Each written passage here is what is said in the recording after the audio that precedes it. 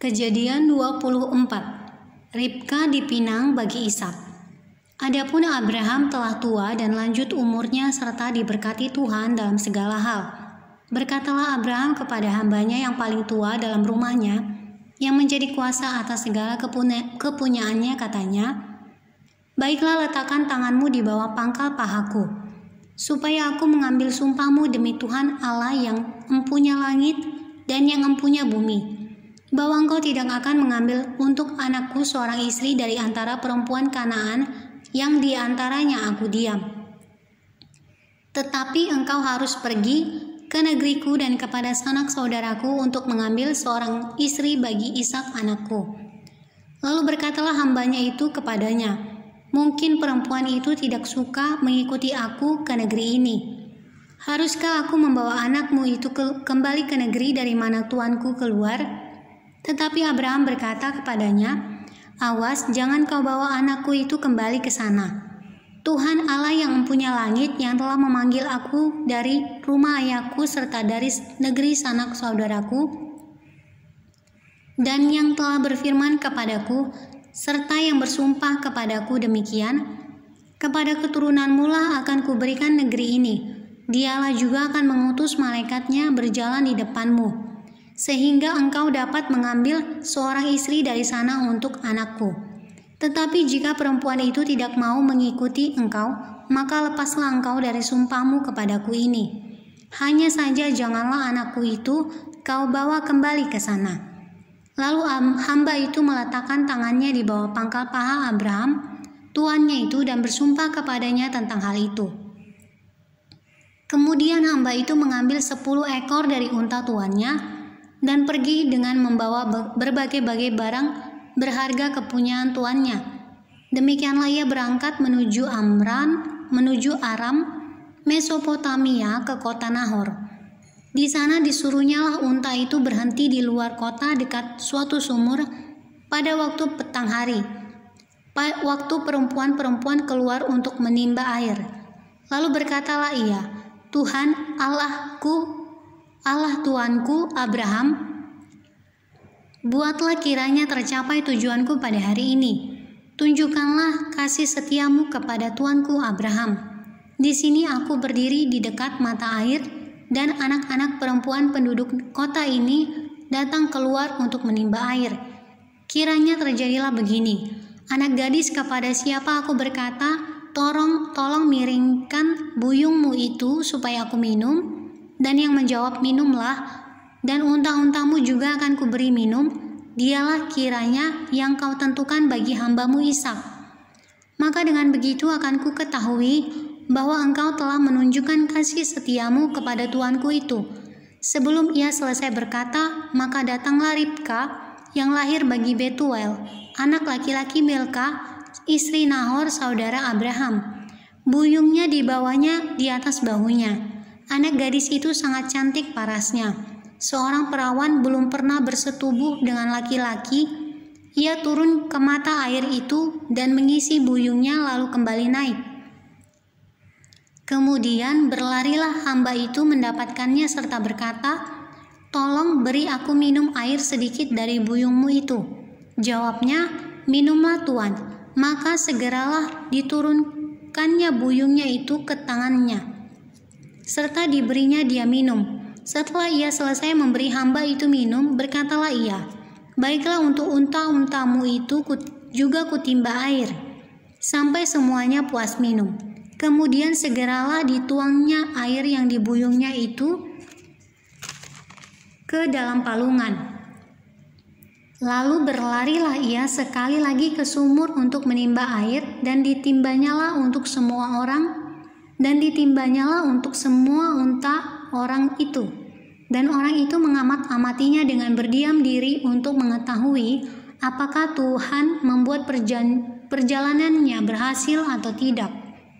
Setelah unta-unta itu puas minum, maka orang itu mengambil anting-anting emas yang 1/2 sikal beratnya dan sepasang gelang tangan yang 10 sikal emas beratnya, serta berkata, "Anak siapakah engkau? Baiklah, katakan kepadaku, adakah di rumah ayahmu tempat bermalam bagi kami?"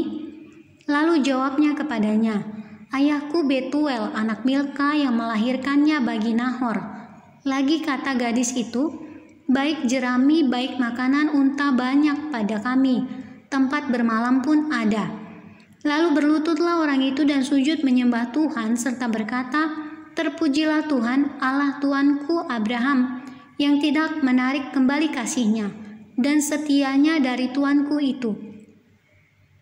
Dan Tuhan telah menuntun aku di jalan ke rumah saudara-saudara tuanku ini. Berlarilah gadis itu pergi menceritakan kejadian itu ke rumah ibunya. Ribka mempunyai saudara laki-laki namanya Laban. Laban berlari keluar mendapatkan orang itu ke mata air tadi. Sesudah dilihatnya anting-anting itu dan gelang pada tangan saudaranya, dan sesudah didengarnya perkataan Ribka saudaranya yang bunyinya, begitulah dikatakan orang itu kepadaku. Ia mendapatkan orang itu yang masih berdiri di samping unta-untanya di dekat mata air itu dan berkata, marilah engkau yang diberkati Tuhan, mengapa engkau berdiri di luar? Padahal telah kusediakan rumah bagimu dan juga tempat untuk unta-untamu. Masuklah orang itu ke dalam rumah, ditanggalkannya lah pelana unta-unta, diberikan jerami dan makanan kepada unta-unta itu, lalu dibawa air pembasuh kaki untuk orang itu dan orang-orang yang bersama-sama dengan dia. Tetapi ketika dihidangkan makanan di depannya, berkatalah orang itu, aku tidak akan makan sebelum ku sampaikan pesan yang kubawa ini. Jawab Laban, silakan. Lalu berkatalah ia, aku ini hamba Abraham. Tuhan sangat memberkati tuanku itu, sehingga ia telah menjadi kaya. Tuhan telah memberikan kepadanya kambing domba dan lembu sapi, emas dan perak, budak laki-laki dan perempuan, unta dan keledai. Dan Sarah, istri tuanku itu sesudah tua, telah melahirkan anak laki-laki bagi tuanku itu. Kepada anaknya itu telah diberikan tuanku segala harta miliknya. Tuanku itu telah mengambil sumpahku. Engkau tidak akan mengambil untuk anakku seorang istri dari antara perempuan Kanaan yang negerinya kudiami ini. Tetapi engkau harus pergi ke rumah ayahku dan kepada kaumku untuk mengambil seorang istri bagi anakku. Jawabku kepada tuanku itu, mungkin perempuan itu tidak mau mengikut aku. Tetapi katanya kepadaku, Tuhan yang di hadapannya aku hidup akan mengutus malaikatnya menyertai engkau dan akan membuat perjalananmu berhasil, sehingga engkau akan mengambil bagi anakku seorang istri dari kaumku dan dari rumah ayahku. Barulah engkau lepas dari sumpahmu kepadaku. Jika engkau sampai kepada kaumku dan mereka tidak memberikan perempuan itu kepadamu, hanya dalam hal itulah engkau lepas dari sumpahmu kepadaku. Dan hari ini aku sampai kepada mata air tadi, lalu kataku, Tuhan Allah tuanku Abraham, sudilah kiranya engkau membuat berhasil perjalanan yang kutempuh ini. Di sini aku berdiri di dekat mata air ini. Kiranya terjadi begini, apabila seorang gadis datang keluar untuk menimba air, dan aku berkata kepadanya, tolong berikan aku minum air sedikit dari buyungmu itu, dan ia menjawab, minumlah, dan untuk unta-untamu juga akan kutimba air. Dialah kiranya istri yang telah Tuhan tentukan bagi anak tuanku itu. Belum lagi aku habis berkata dalam hatiku, Ribka telah datang membawa buyung di atas bahunya dan turun ke mata air itu.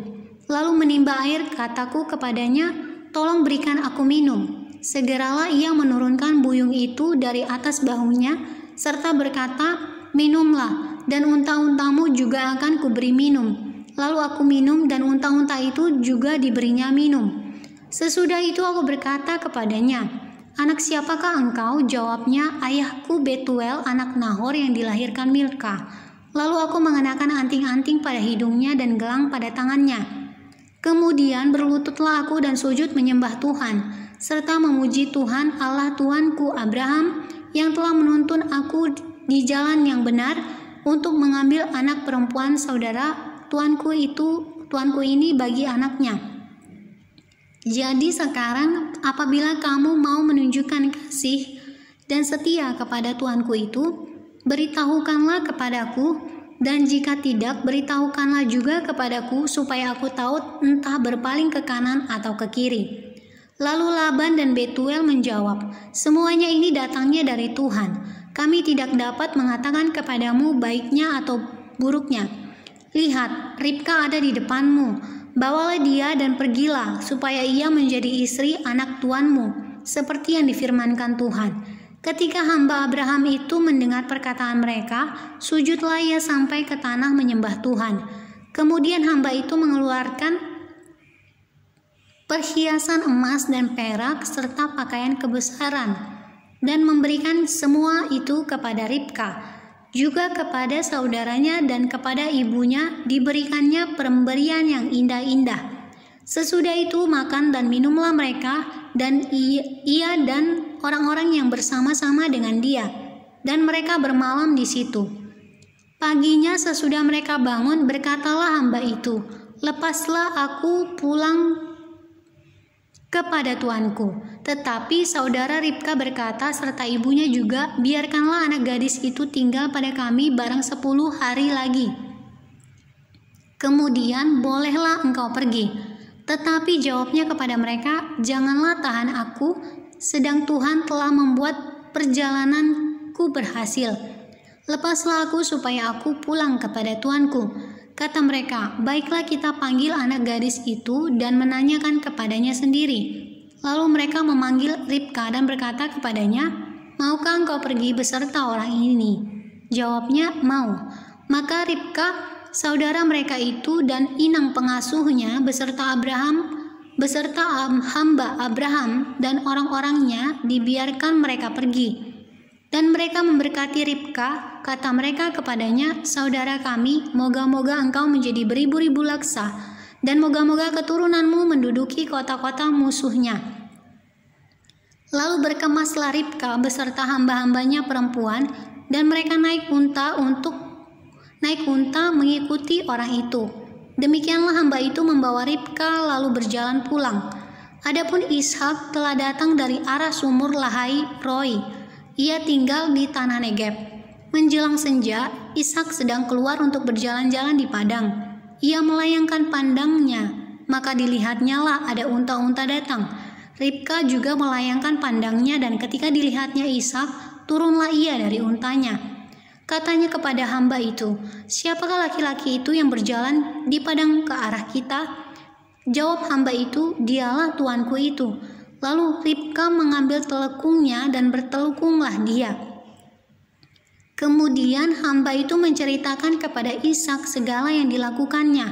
Lalu Ishak membawa Ribka ke dalam kemah Sarah ibunya dan mengambil dia menjadi istrinya. Ishak mencintainya, dan demikian ia dihiburkan setelah ibunya meninggal.